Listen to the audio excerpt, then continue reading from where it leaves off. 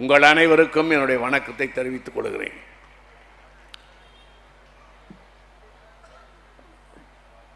தளபதி அவர்களை நேரடியாக என்னை அவர் பார்த்து பழகியது 83ஆம் ஆண்டிலிருந்து. நான் அவரை கூர்ந்து கவனித்து வருகிறேன். கட்சியிலே ஏறக்குறைய 55 ஆண்டுகளாக அரும்பாடுபட்டு கட்சி தொண்டனாக இருந்தவர்.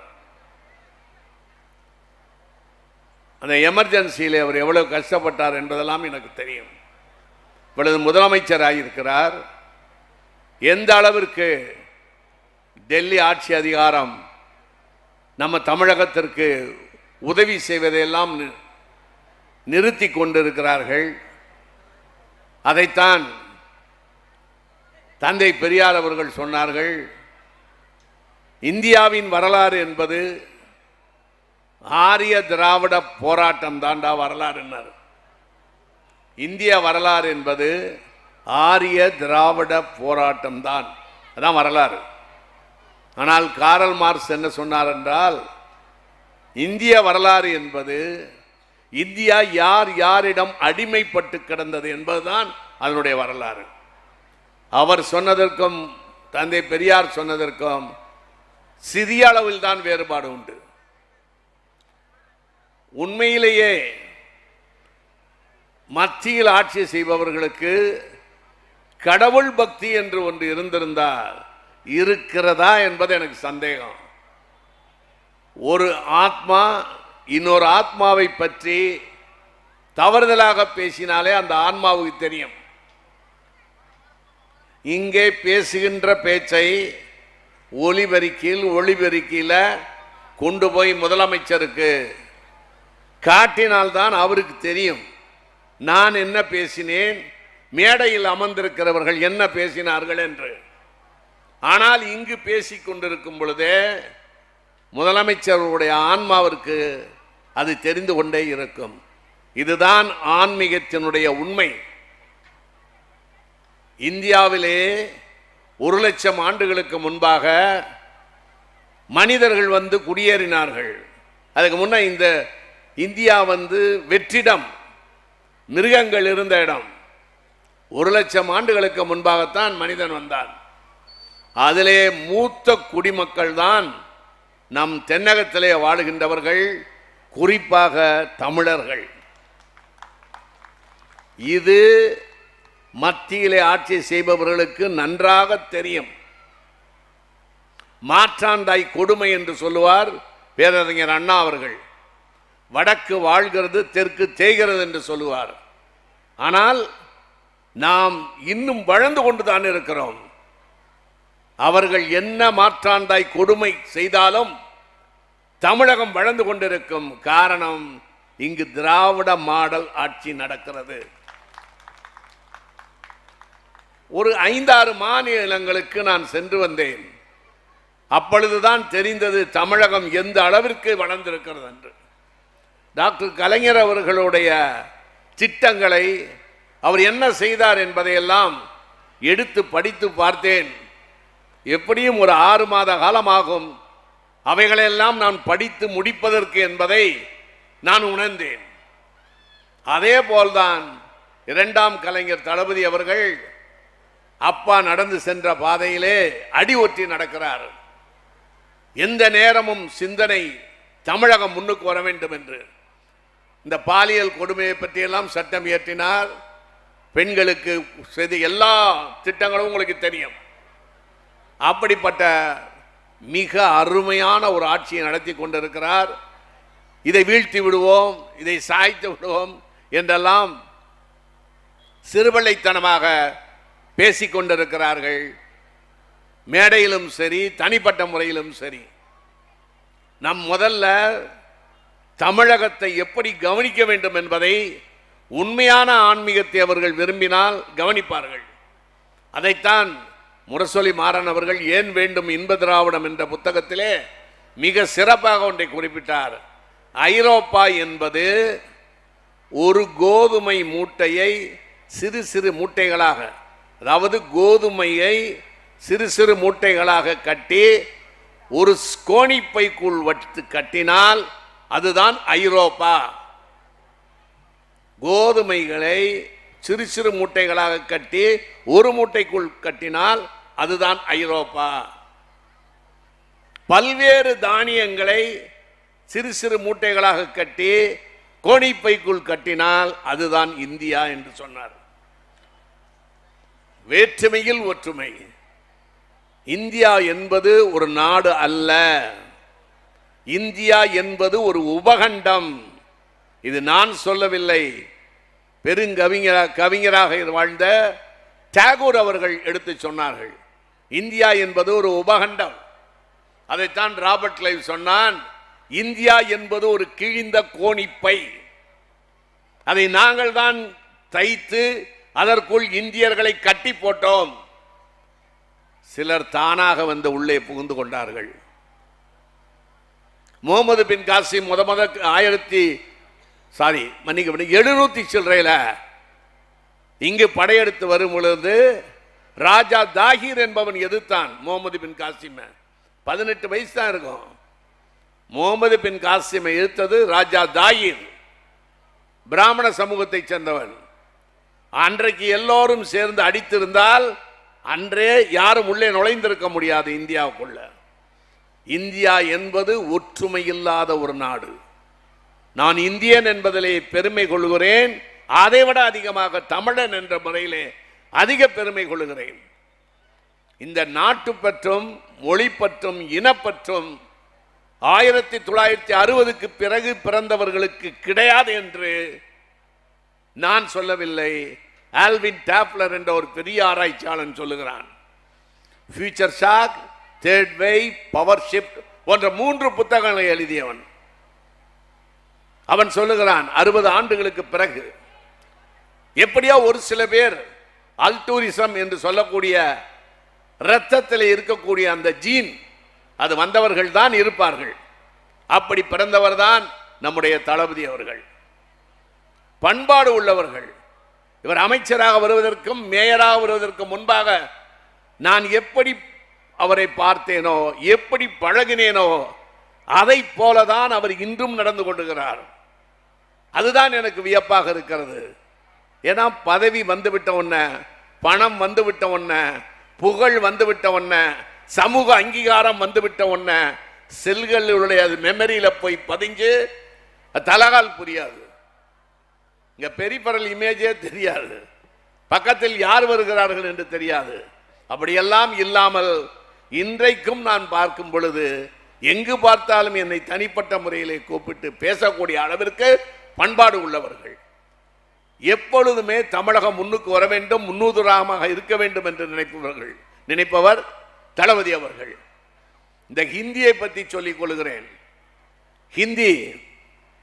ஹிந்தி நாங்கள் பார்க்காத படமா? ஹிந்தியை கொண்டு வந்து இங்கே நுழைத்து பின்பக்கமாக சமஸ்கிருதத்தை நுழைத்து அவர்கள் இந்தியாவை இந்திமயமாக்க பார்க்கிறார்கள். ஒன்று மட்டும் சொல்லிக் கொள்கிறேன், மதம் ஒரு மனிதனை இணைக்காது. மதம் ஒரு மனிதனை இணைக்காது. இணைத்திருந்தால் 2 உலகப் போர்கள் நடைபெற்றிருக்காது. 2 உலகப் போர்களும் சண்டை போட்டதில் 90% கிறிஸ்தவ மதத்தை சேர்ந்தவர்கள். America, England, France, Germany, Italy எல்லாமே கிறிஸ்தவ மதத்தை சேர்ந்தவர்கள், ரஷ்யா உட்பட. ஏன் அவர்களுக்குள் சண்டை வந்தது? ஒரே மதம் தானே. பொருளாதார பிரச்சனை. மொழி ஒரு மனிதனை இணைக்காது. மொழி ஒரு மனிதனை இணைத்திருந்தால் அமெரிக்க சுதந்திர போர் நடைபெற்றிருக்காது. ஆட்சியிலே இருப்பவர்களும் வெள்ளையர்கள், பேசுகின்ற மொழியும் ஆங்கிலம், ஆளுகின்றவர்களும் ஆளப்படுகின்றவர்களும் ஆங்கிலம் பேசியவர்கள் 2 பேருமே வெள்ளையர்கள். ஐரோப்பாவிலே ஆங்கில படங்கள் பார்த்திருப்பீர்கள். யாரு ஜெர்மானியர், யாரு பிரெஞ்சை சேர்ந்தவர்கள், யாரு இங்கிலாந்து, யாரு அமெரிக்கா என்று தெரியவே தெரியாது. நன்றாக ஜெர்மனி பேசினால் அவன் ஜெர்மானியன் என்று நினைத்துக் கொள்வார்கள். இப்படிப்பட்ட ஒரு இந்திய நாட்டை ஒரு மொழியை திணிக்கிறேன் என்று சொல்லிவிட்டு நீங்கள் இந்தியாவினுடைய நலனை கெடுக்கிறீர்கள். இந்தியாவின் நலனை கெடுக்கிற உலக சரித்திரத்தை படித்தால் யாருமே இந்த காரியத்தை செய்ய மாட்டார்கள். இதைத்தான் காரல் மார்க்ஸ் அவர்கள் டான் குயிக் ஷாட் என்ற ஒரு கதாபாத்திரத்தை அறிமுகப்படுத்துவார். கதாபாத்திரம் என்ன என்றால், ஒருவன் வயதாகி போய் பழைய இராணுவ சட்டைகள் எல்லாம் தாத்தேம் பாட்டம் போட்ட சட்டைகள் எல்லாம் போட்டுக்கொண்டு ஒரு மட்ட குதிரையில் ஏறி போகிறான். பக்கத்திலே பார்க்கிறவன் கேட்கிறான், அவன் பேர் டான் குயிக் ஷாட். என்ன டான் குயிக் ஷாட், எங்க போற? இந்த உலகமே கெட்டு போச்சு, நான் எல்லாத்தையும் மாத்த போறேன் அப்படி என்று கிளம்புகிறேன் என்று சொல்லுகிறான். அந்த கதாபாத்திரம் தான் இவர்களுக்கெல்லாம் பொருந்தும். வடக்கிலே இருப்பவர்கள் ஒவ்வொரு மாநிலத்தையும் அதனுடைய கலாச்சாரத்தையும் அதனுடைய பண்பாடையும் கவனித்து அதற்கேற்ற உதவிகளை செய்தால் இந்தியா வளரும். இந்தியா வளர்ச்சியை விட்டுவிட்டு மதத்தை பிடித்துக் கொண்டிருந்தால் எந்த காலத்திலும் இந்தியா வளராது. அமெரிக்கா ஐரோப்பிய நாடுகளில் போய் நீங்க ஒரு நாளை பாருங்க. நான் 88ஆம் வருடம் 1988 இங்கிலாந்து சென்று ஒரு சர்ச்சுக்கு போனேன். அங்கு பார்த்தால் இந்த கொயர் பாய்ஸ் பாடிக்கிட்டு இருப்பாங்கல்ல, அவர்களும் ஏதோ சர்ச்சுக்கு வந்த ஒரு 50 பேர். அவ்வளவுதான் இந்த சர்ச்சில் கூட்டமே. அதில் எப்படியும் 1500 பேர்களுக்கு மேலே உட்காரலாம். அந்த சர்ச்சிலே ஒரு 50 பேர் கூட கிடையாது. பாடுகின்றவர்களை விட உட்கார்ந்து இருக்கிறவர்கள் எண்ணிக்கை குறைவு. அங்கெல்லாம் சர்ச்செல்லாம் நிறைய மூடிட்டாங்க. இங்க புதுசு புதுசா கோயில் வந்துகிட்டே இருக்குது. கடவுள் என்பது தனிப்பட்ட விவகாரம், ஆன்மீகம் என்பது தனிப்பட்ட விவகாரம். நான் எனக்கும் யூனிவர்ஸுக்கும் தான் கனெக்ஷன். இதை பொது உடைமையாக்க கூடாது. இதை பொது உடைமையாக்கினால் அது வியாபாரம். அதுல ஏதோ ஒரு சூழ்ச்சி இருக்கிறது. நீங்களாவது கற்பனை பண்ணி கொண்டிருக்கிறீர்கள். என்ன கற்பனை? எல்லாம் ஒரே மதமா இருந்தா ஒற்றுமையா இருக்கலாம் என்று. விவேகானந்தர் அப்படி சொல்லவில்லை. இந்தியாவில் 6 மதங்கள் இருக்கின்றன. ஒவ்வொரு மாநிலத்துக்கும் ஒரு கலாச்சாரம், உடை வேறு, சாப்பாடு வேறு. இவர்கள் எல்லாம் வேறுபாடாக இருந்தால் தாண்டா பார்ப்பதற்கு நன்றாக இருக்கும். ஒவ்வொரு மாநிலத்துக்கும் சென்றால் வெவ்வேறு கலாச்சாரமும் சாப்பாடும் மொழியும் வேறுபட்டிருந்தால்தான் மிக அருமையாக இருக்கும் என்று சொன்னார் சுவாமி விவேகானந்தர். இந்தியாவிலே வெள்ளையர்கள் நாட்டை விட்டு போன பிறகு 1947 ஆங்கிலம் அரசு மொழி, ஆங்கிலம் தான் லிங்க் லாங்குவேஜ், மதர் டங் ஒன்று என்று 2 மொழி கொள்கைகளை வைத்திருந்தால் இன்னைக்கு இந்தியா எங்கேயோ போயிருக்கும். இவர்கள் கற்பனை, இவர்கள் விருப்பம் ஹிந்தியை எல்லாரும் படிக்க வேண்டும் என்று. அன்றைக்குத்தான் 70 ஆண்டுகளுக்கு முன்பாக பேராசிரியர் அன்பழகன் அவர்கள் சொன்னார்கள், பீகாரிலும் ராஜஸ்தானிலும் மத்திய பிரதேசத்திலும் எல்லா இடத்திலும் உள்ள எம்ப்ளாய்மெண்ட் எக்ஸ்சேஞ்ச் ஆபீஸை மூடிவிடுங்கள், நாங்கள் எல்லாம் ஹிந்தி படிக்கிறோம் என்று சொன்னார்கள். இன்றைக்கு அது நிரூபித்து விட்டது. வடநாட்டில் இருப்பவர்கள் எல்லாம் இங்கு வேலைக்கு வருகிறார்கள். ஏன் இங்கு வேலைக்கு வருகிறார்கள்? நான் அவர்களே கேட்டேன்.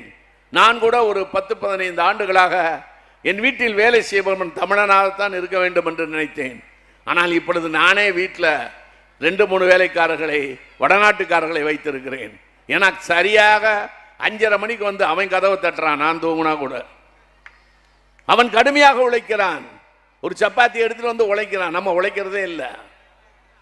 ஒவ்வொரு நாட்டிலும் அவனுடைய சொந்த நாட்டுக்காரன் உழைப்பதற்கு மறுக்கிறான். இதுதான் ரஷ்யாவிலும் இதுதான் சீனத்திலும் இருக்கின்ற உண்மை. இப்படிப்பட்ட ஒரு நாட்டிலே எப்படி ஒரு தமிழ்நாடு, இதுதானே இந்தியாவினுடைய பூர்வீக குடிமக்களே நாம் தான். ஒவ்வொருத்தரும் எப்பொழுது இங்கே வந்தார்கள் என்று நான் புள்ளிவரம் சொன்னால் கசக்கும். மைக்கேல் ஹிச்காக் என்ற ஒரு பெரிய ஹிஸ்டோரியன் எங்கெங்க உள்ள வந்து எப்பப்ப வந்தோம்னு மிக அருமையாக எழுதியிருக்கிறான். ஒவ்வொருத்தருக்கும் என்ன வயது என்று எழுதியிருக்கிறான். அப்படிப்பட்ட ஒரு பூர்வீக குடிகள் நம்முடைய தமிழ் குடிகள் தமிழகத்தை இப்படி நசுக்க வேண்டும், மொழியை திணிக்க வேண்டும் என்றெல்லாம் நினைத்தால் அங்க அமெரிக்க சுதந்திர போர் தான் உங்களுக்கு உதாரணம். பொருளாதாரத்தோடு கூடிய நட்புறவு மட்டுமே நாட்டை மேம்படுத்துமே ஒழிய மொழியோ மதமோ கடவுளோ இணைக்காது. அப்படி மதம் ஒன்றாக இருந்திருந்தால் எதற்கு கிறிஸ்தவத்தை மதத்தை பின்பற்றுகிற நாடுகள் அடித்துக் கொண்டிருப்பார்கள். இஸ்லாமிய நாடுகள் ஏன் அடித்துக் கொண்டிருக்கிறார்கள்? ஏன் நம்ம தமிழகத்தில் எவ்வளவு சண்டை நடக்குது டெய்லி? எல்லாமே இந்து மதத்தை சேர்ந்தவர்கள் தானே. அவர்களுக்குள் ஏன் கலாட்டா நடக்கிறது? வெட்டுக்குத்து, கோர்ட்டு கேஸு. மதம் ஒரு மனிதனை இணைக்காது, ஜாதி ஒரு மனிதனை இணைக்காது. பொருளாதாரத்தோடு கூடிய நட்புறவு மட்டுமே நீடிக்கும், நட்புறவை ஏற்படுத்தும்.